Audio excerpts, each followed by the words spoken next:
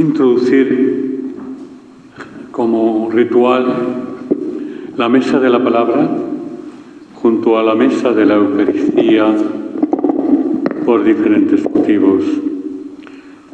Un día más para compartir la gran verdad de la historia que hemos escuchado antes, después de la lectura de la secuencia.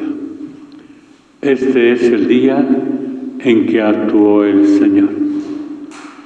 Sea nuestra alegría y nuestro gozo.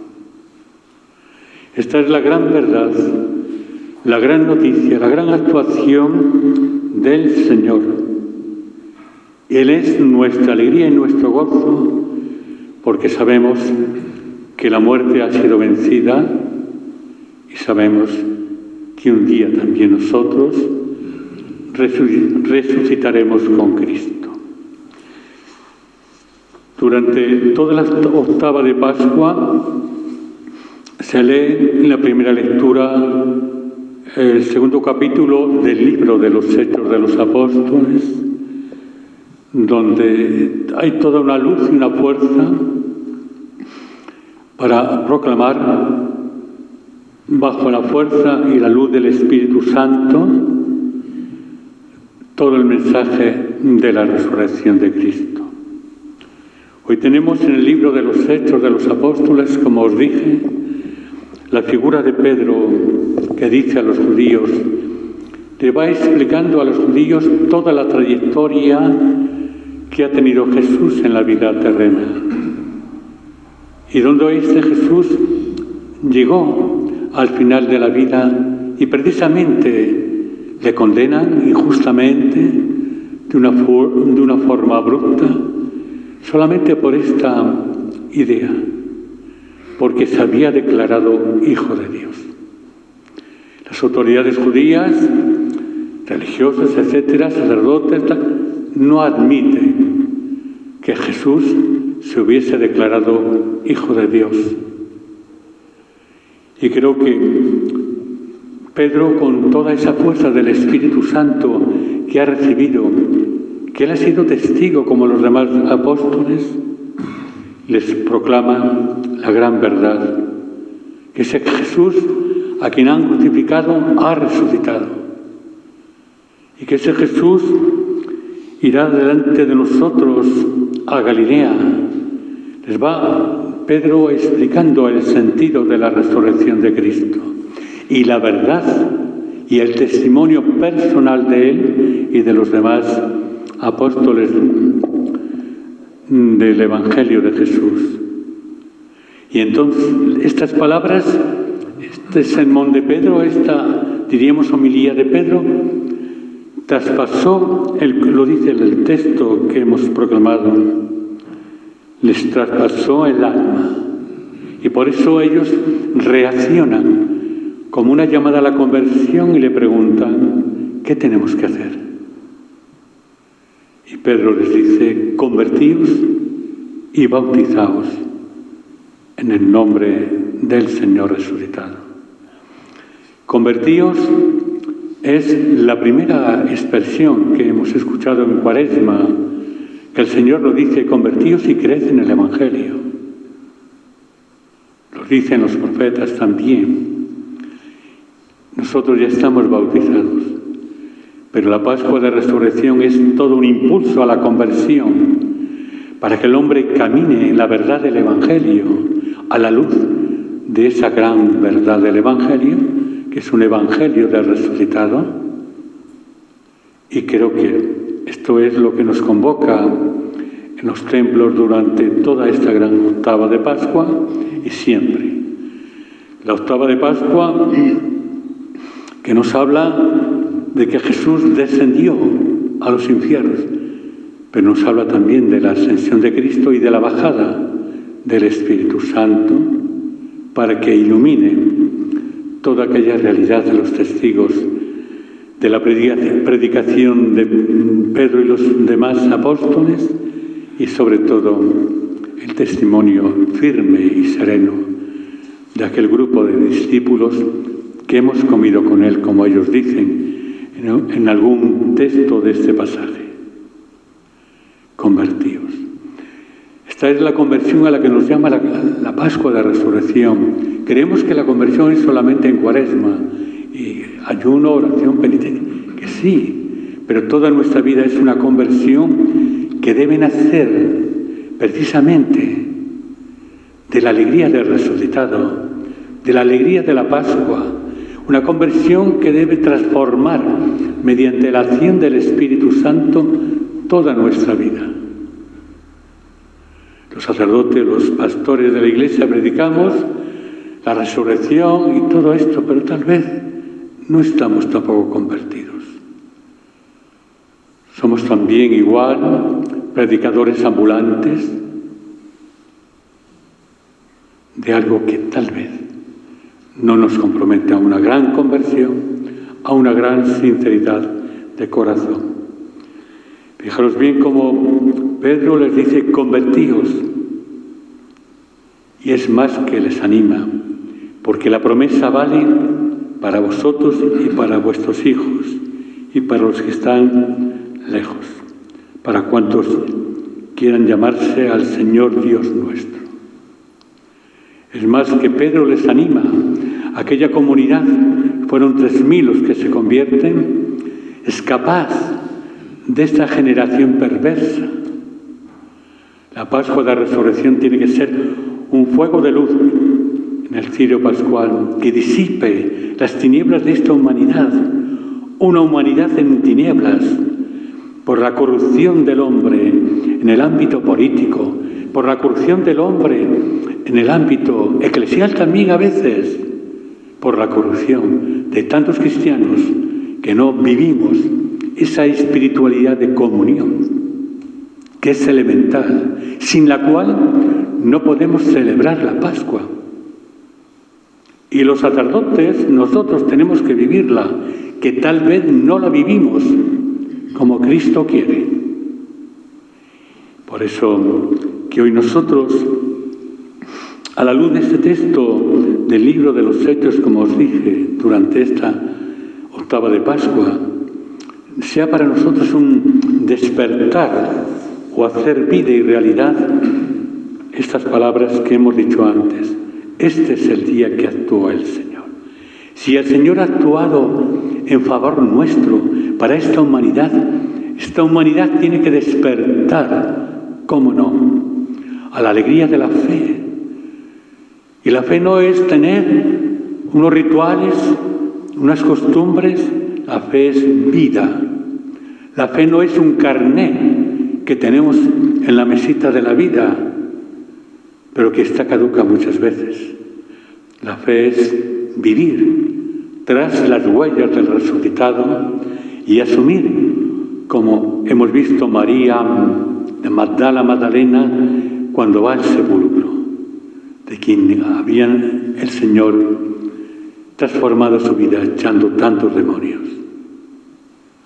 La había convertido. Y esta es la conversión del hombre de hoy que necesitamos. Una conversión radical para sentirnos bautizados por ese agua bautismal que hemos celebrado esta vigilia pascual, ese agua que brotó del costado y de la sangre de Cristo. Y es toda una referencia a los sacramentos de la Iglesia. Dice aquí que los que aceptaron la palabra de Pedro, que estaba como borracho de fuerza del Espíritu, como salieron todos de aquel lugar, aceptaron esta palabra y Pedro fue el cauce para la conversión de esos 3.000 que nos dice el texto sagrado. De verdad, hermanos, que tenemos que aprovechar este momento, tenemos que escapar de este momento de la historia que nos puede bloquear totalmente toda esta alegría pascual y todo este sentido.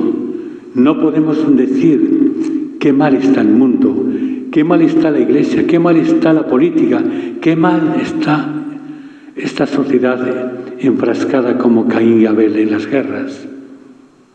No podemos vivir así. Tenemos que ser cada uno de nosotros, en medio de este mundo, un resucitado, transformado como María Magdalena. ¿Para qué? Para que con nuestro testimonio y conversión podamos anunciar al mundo de hoy esa gran luz que es Cristo el Señor. Aquí también tenemos una referencia. Cuando nos habla en la secuencia que vayan a Galilea, allí me verán, y os decía yo el otro día que María es la Galilea donde podemos encontrar al resucitado en cualquier lugar de aparición. No es una aparición, a buscar los caramelos y los privilegios de la Virgen, pero a la Virgen no.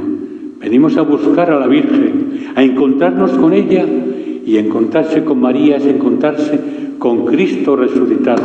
Si no es así, es un montaje. No olviden. Por eso yo os invito que a la luz de estos textos que hemos proclamado, la secuencia que es una belleza de venid a Galilea. Nosotros tenemos que ir a la Galilea de nuestro mundo, para decir al mundo que creemos en Jesús y que nadie nos puede arrebatar este gran don de la fe, transformado por la resurrección de Cristo en la historia y en la actualidad, y que además esta resurrección de Cristo disipa todas las dudas que podamos tener e ilumina este camino de esperanza. Y cuando los cristianos van a los lugares donde la Virgen dicen que se apareció, esta gente tiene que comprender que van a la Galilea de la Pascua, que es María. María es la Galilea, porque ir allí ante una Virgen es encontrarse con Cristo resucitado, que es lo importante, para que ese Jesús resucitado cambie la vida de tantos peregrinos de todos los lugares. ¿Cómo se nota el amor a la Virgen? Con la conversión. Y esto es lo que nos anuncian estos textos durante esta octava de la Pascua. El Evangelio que hemos proclamado es también maravilloso, donde aquella mujer va al sepulcro, va a encontrar la vida al resucitado, a ver qué es lo que había pasado porque había huido. Se encuentra con la gran sorpresa que el Señor la llama por su nombre. La Virgen, siempre que van ustedes a Medjugorje, a Fátima, donde vayan, les llama por su nombre, al corazón. Les pregunta, ¿cómo estás? ¿Qué tal te va? Esto es. Y realmente en María Magdalena podemos ver cómo ella va al sepulcro, da pasos, vive la experiencia de la conversión personal que le ha transformado la vida y no tiene miedo a ir de madrugada cuando sea al sepulcro. Se encuentra con la gran verdad de la historia de su vida, con aquel hortelano que era Cristo resucitado. Y cuando Cristo Jesús la llama por su nombre, María, reacciona ella, Maestro. Por eso lo importante es que escuchemos a ese Cristo resucitado que nos llama por nuestro nombre y que nosotros podamos decirle, Maestro, Señor. Y es más que tenemos una misión, debemos ser testigo y testimonio. Vete a tus hermanos y diles que vayan a Galilea, que allí me verán.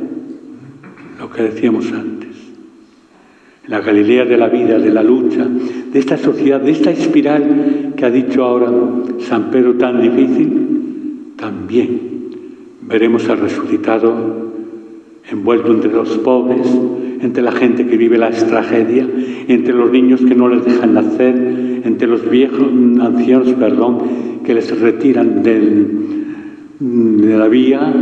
la vida porque consumen mucho dinero a la seguridad social, una eutanasia, donde una sociedad ha olvidado lo más grande, que Dios creó hombre y mujer.